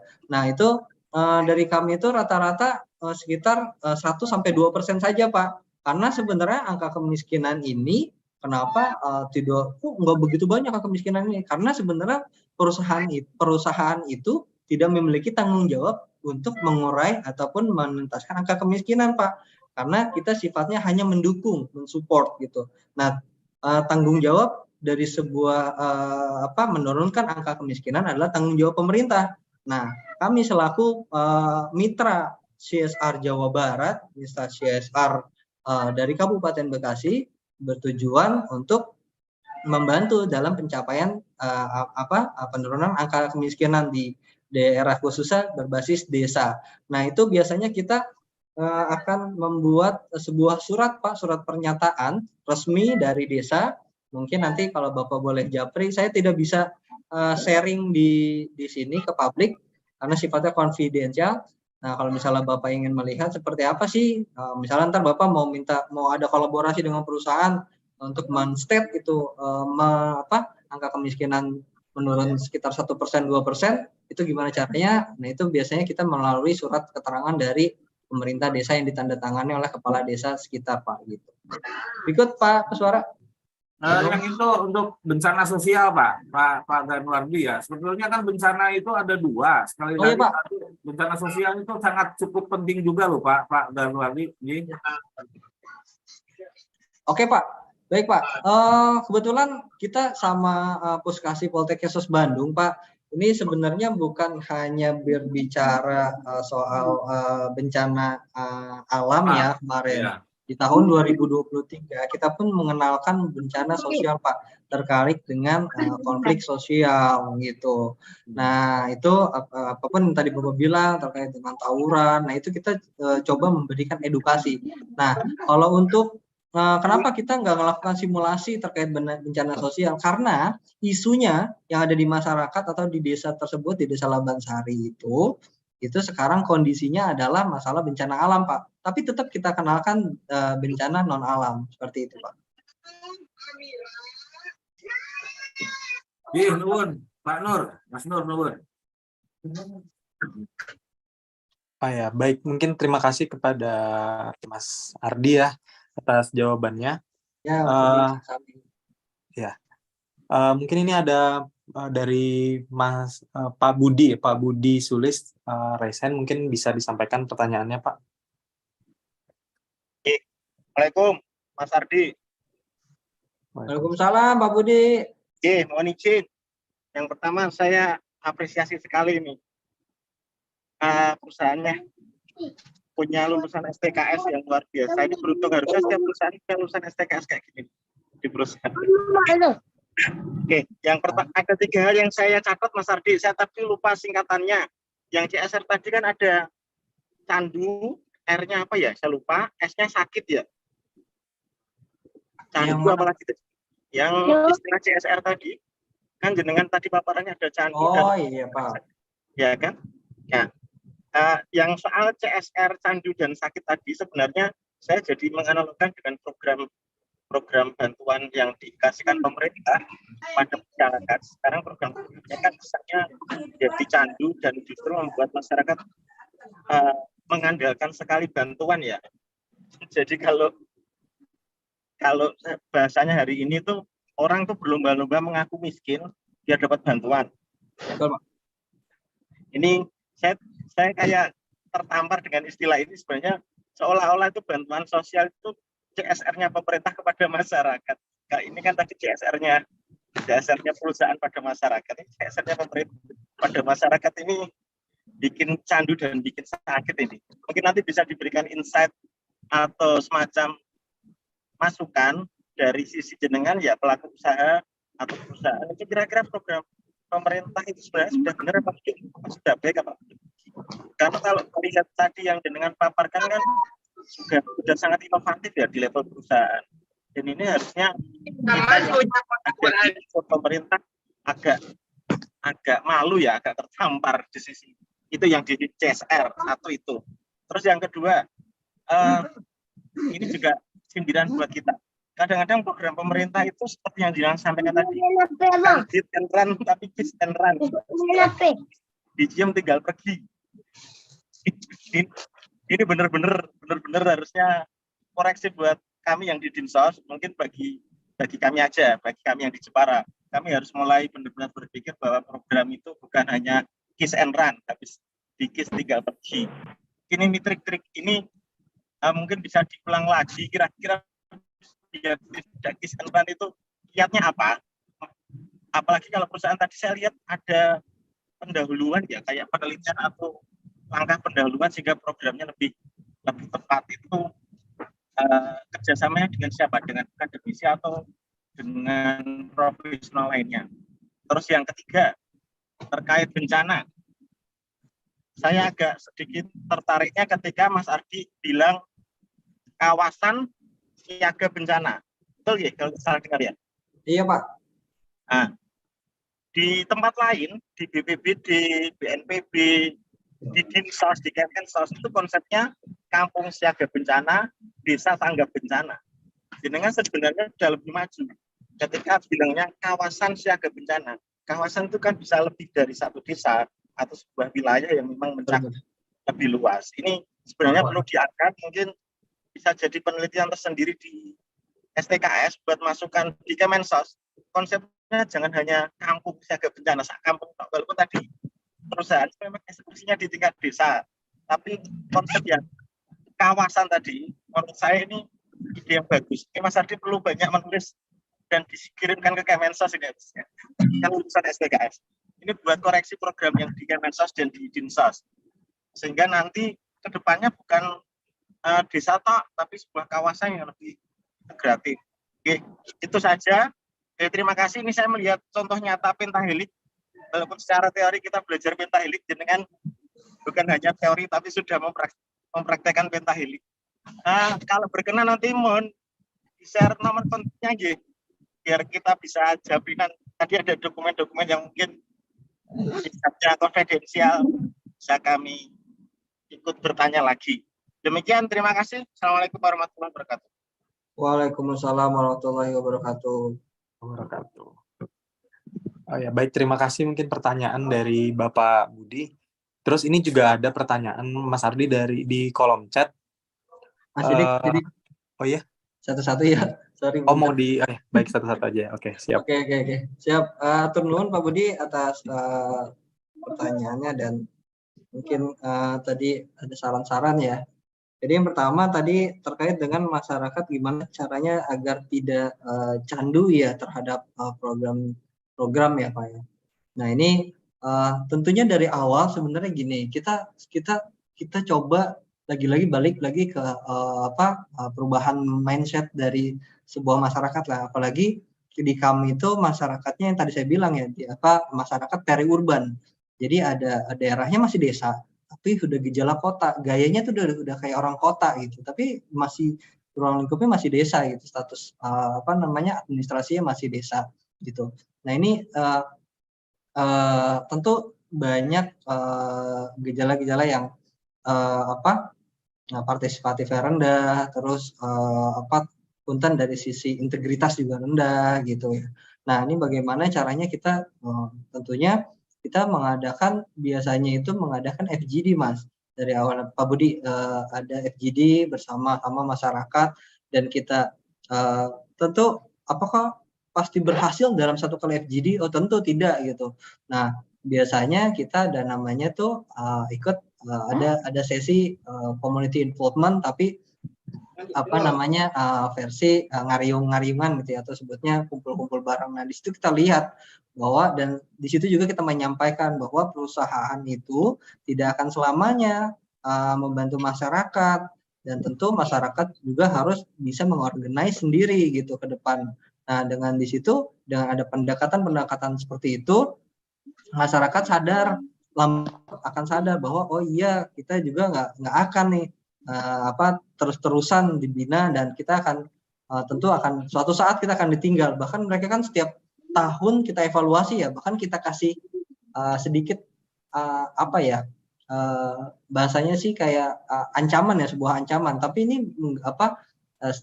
hanya secara lisan, bahwa kalau misalnya teman-teman nggak good performance itu dalam pengelolaan ataupun dalam program ini, nanti biasanya akan ada evaluasi dari board of director kami, sehingga nanti bisa saja ketika misalnya tidak menjaga amanah itu langsung diterminasi di tengah jalan gitu.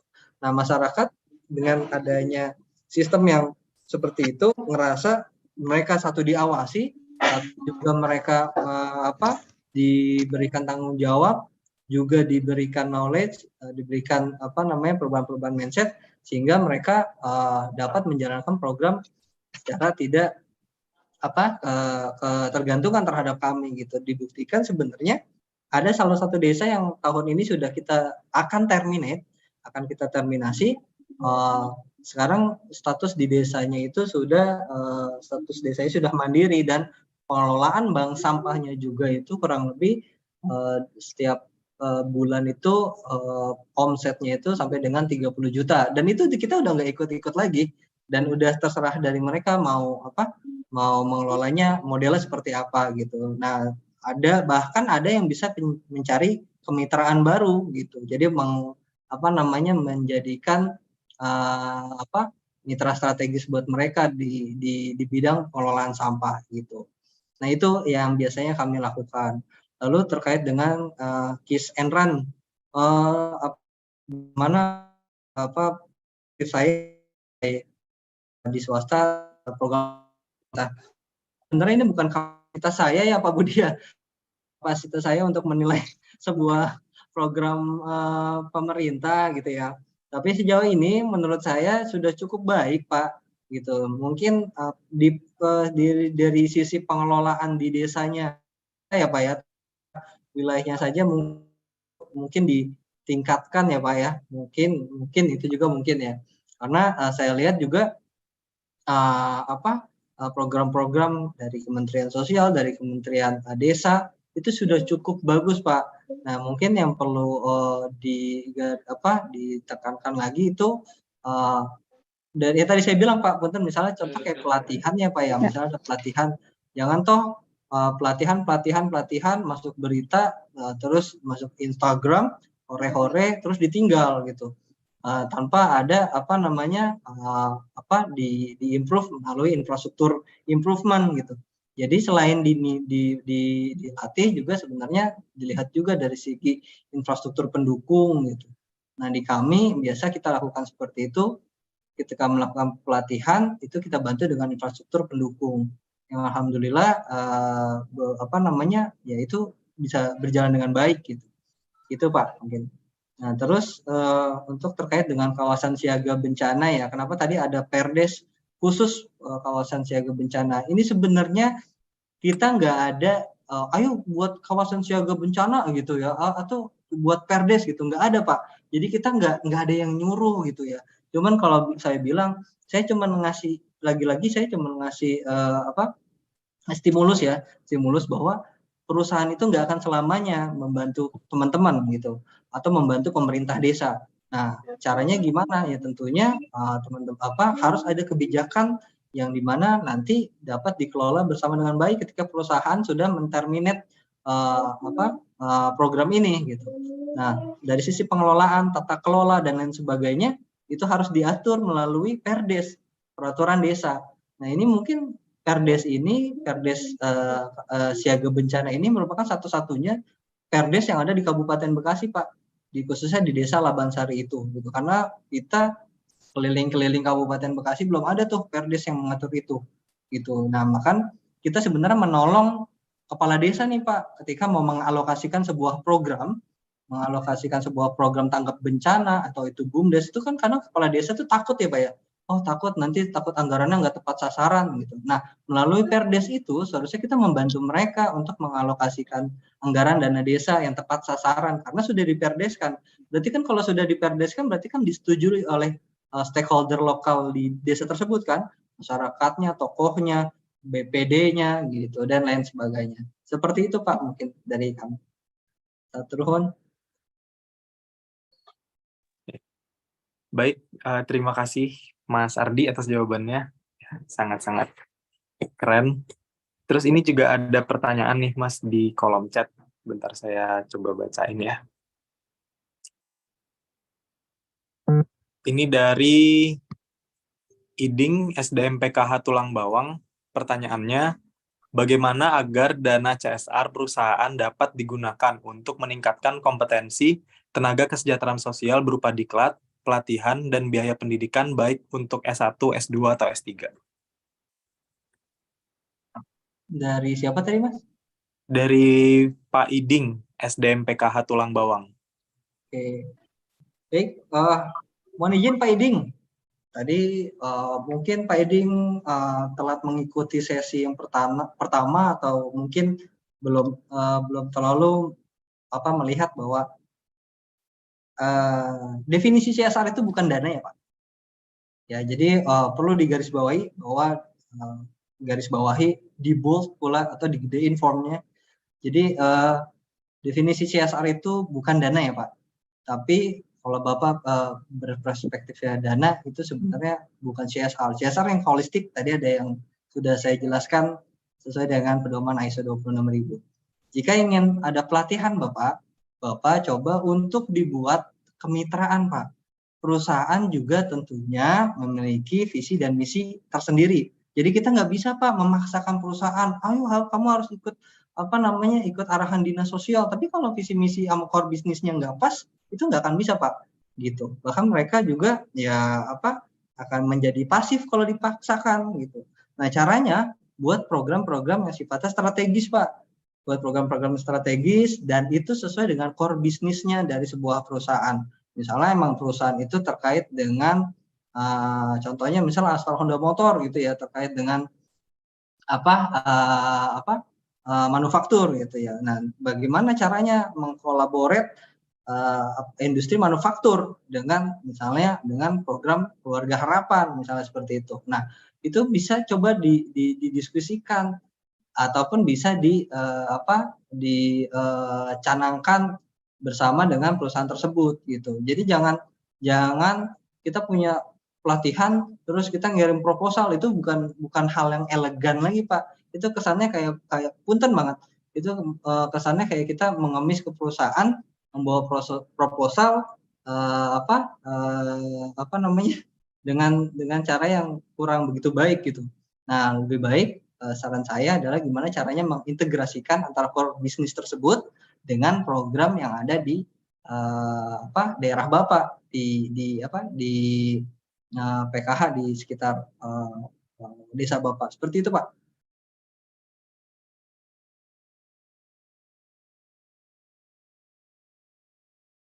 Ya, baik. Terima kasih Mas Ardi atas jawabannya. Mungkin kita masih ada 5 menit lagi, barangkali buat peserta yang ingin masih bertanya, masih ingin memiliki pertanyaan, mungkin boleh.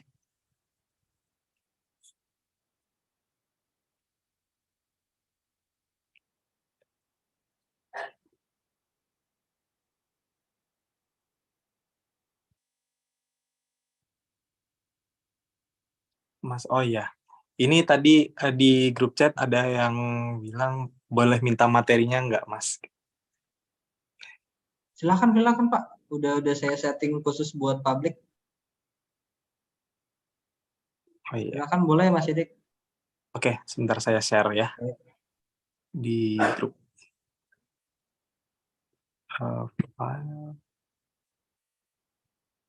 Ada pertanyaan nih Mas Sidik. Oh iya. Bagaimana mengelola mangrove? Baik.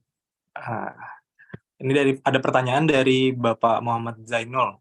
Pertanyaannya, bagaimana pengelolaan mangrove di kelompok ibu-ibu tadi biar bernilai ekonomi? Oke. Ya, Pak siapa tadi ya? Pak Muhammad Zainul. Pak Muhammad Zainul, baik. Oke, Pak Muhammad Zainul, kita ini sebenarnya based on potensi ya yang ada di desa Pantai Bahagia. Jadi kenapa bisa kita jadikan bernilai ekonomis? Yang pertama Pak, mangrove itu ternyata hasil dari ibu-ibu di sana ya, kelompok UMKM kita itu daun mangrove itu bisa dijadikan sebuah keripik Pak. Itu jenis mangrove-nya Sonaratia.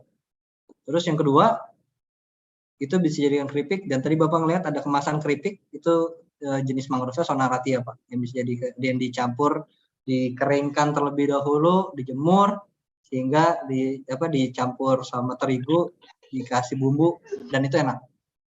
Terus yang kedua jenis Rhizopora Pak. Rhizopora itu kalau Bapak fermentasi itu dia akan menjadi sebuah tinta warnanya pink gelap, dan itu bisa menjadi sebuah batik gitu, batik mangrove. Di kami Bapak boleh kalau mau studi banding, yang studi banding juga udah dari beberapa perusahaan, dari Agung Sedayu, dari Astra Group juga sudah pernah coba studi banding, melihat langsung bagaimana pengelolaannya.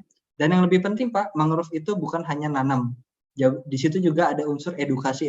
Jadi setiap ada orang yang datang ke situ, biasanya kita akan ngasih edukasi terkait dengan pemanfaatan mangrove. Oh ternyata mangrove itu kalau dikasih edukasi kan jadi wisata edukasi ya Pak. Orang nggak tahu mangrove, datang ke sana jadi tahu mangrove. Dengan membayar mungkin 5.000 atau 3.000 rupiah, mereka jadi tahu tentang mangrove gitu. Atau bahkan misalnya kita kemas, setiap orang yang akan datang ke situ wajib nanam mangrove dengan berkontribusi 5.000 rupiah, sama dengan menyelamatkan daerah sekitar. Jadi bisa dikemas menjadi sebuah edu wisata gitu Pak. Itu Pak yang kita coba buat di daerah tersebut. kalau mau datang ada juga biasa dari luar negeri yang datang kemarin dari Filipina, ada juga dari Jepang. Ya, betul nuhun, Mas Dik. Ya, baik. Terima kasih Mas Ardi atas jawabannya. Berarti dari mangrove pun sangat bisa ya bernilai ekonomi untuk pengembangan ibu-ibu nih tadi di pesisir daerah Cikarang ya tadi Mas? Muara Gembong, Pak. Oh, Muara Gembong, oke. Iya, Muara Pantai Bahagia. Oke, siap. Ya barangkali mungkin waktu kita tinggal beberapa menit lagi. Mungkin dari Mas Ardi ada closing statement yang akan disampaikan. Dan mungkin untuk teman-teman yang, ini masih ada satu pertanyaan lagi nih, Mas Ardi. Izin bertanya dari Dinsos Muaro Jambi. Oke, Pak. Izin bertanya, ada desa di Jambi yang merupakan ring 1 PT Pertamina. Ada beberapa kilang minyak, tetapi tidak ada program CSR di daerah tersebut. Itu bagaimana ya, Pak? Itu siapa ya, Pak, tadi? Ini dari Dinsos Muaro Jambi. Oke, Pak. Ya, mohon, nggak tahu ini Bapak apa Ibu ya. Ya, jadi Bapak atau Ibu, sebenarnya ini ada tanggung jawab yang menegur ya, itu adalah aparat setempat ya. Kenapa tidak ada CSR-nya gitu? Ya seharusnya di level Pertamina harusnya ya itu harus ada gitu. Cuman kan kita nggak tahu ya dia melaksanakannya di mana. Gitu. Bahkan biasanya juga ada perusahaan yang mungkin dari Bapak Ibu yang nggak tahu atau mungkin juga emang benar dia nggak melakukan. Nah itu Bapak Ibu sebenarnya dengan ada regulasi-regulasi yang ada, bahkan mungkin di Provinsi Jambi punya regulasi tersendiri terkait TJSL, itu mangga boleh disosialisasikan gitu ya. Kenapa tidak melakukan atau tidak mengimplementasikan program CSR? Itu boleh banget Bu, boleh diberikan edukasi ya Bu. Kalau emang belum. Termohon. Ya, terima kasih Mas Ardi. Mungkin bagi rekan-rekan semua yang ingin kontak Mas Ardi tadi sudah ada di dalam materi yang share di kolom chat. Di situ juga ada kontak yang mungkin bisa untuk menghubungi Mas Ardi, ada tadi nomor telepon dan juga email di dalam PDF-nya itu. Ya, siap. Baik, mungkin bagi teman-teman yang masih memiliki pertanyaan bisa langsung bertanyanya ke Mas Ardi mungkin secara PC atau mungkin nanti lebih lanjut di kontaknya. Karena mungkin sekarang waktu kita sudah tinggal sedikit lagi dan dari Mas Ardi mungkin bisa memberikan closing statement. Dipersilakan Mas.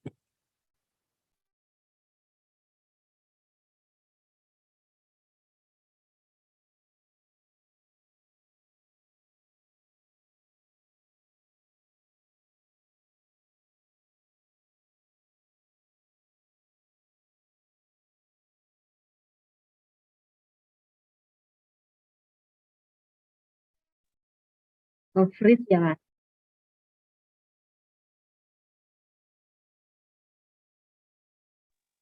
Halo, Mas Ardi. Oh iya, sorry. Gitu ya. Oke, Bapak Ibu, mungkin dari saya yang pertama adalah terkait dengan CSR. Jadi CSR itu bukan bagi-bagi profit, bukan lagi giveaway, bukan lagi suatu hal yang khusus harus dilakukan dan bahkan harus mengeluarkan budget besar ya gitu. Nah, tetapi CSR yang baik adalah bagaimana memiliki dampak yang positif bagi masyarakat, khususnya untuk berlangsungan atau keberlanjutan dari aspek sosial, ekonomi, dan lingkungan. Dan harapan saya mungkin di pertemuan hari ini, Bapak Ibu yang dari berbagai provinsi bisa mengeduket perusahaan-perusahaan yang mungkin belum mengetahui ataupun belum menjalankan programnya dengan cara yang dengan cara yang cukup baik dan tentunya berpedoman pada regulasi-regulasi yang ada. Mungkin atur nuhun dari saya, Mas Sidik, kurang lebihnya mohon maaf. Ya, baik. Terima kasih Mas Ardi atas closing statement-nya. Ya mungkin ini merupakan materi yang sangat-sangat luar biasa ya dari Mas Ardi, karena bagi beberapa orang yang mungkin belum memahami mengenai apa itu CSR akan tetap menganggap seperti yang Mas Ardi bilang di sebelumnya, seperti barangkali itu merupakan bagi-bagi profit atau giveaway atau cuci gudang dan sebagainya. Dan dari materi kali ini akan sangat membuka insight kita semua mengenai apa itu CSR yang sebenarnya dan yang bukan hanya diketahui secara awal.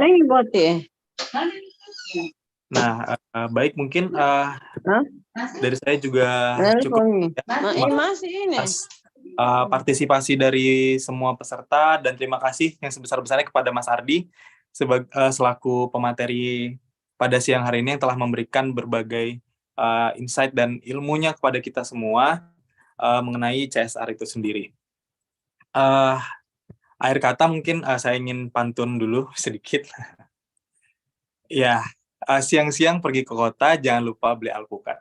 Demikian diskusi kita, semoga bisa bermanfaat. Akhir kata, Assalamualaikum warahmatullahi wabarakatuh. Waalaikumsalam warahmatullahi wabarakatuh. Terima kasih Mas Januari. Terima kasih Kang Sidik. Mohon izin. Terima kasih. Kang Ardi, terima kasih. Terima kasih, Mas Nur. Terima kasih Mas Sidik. Terima kasih, Mas.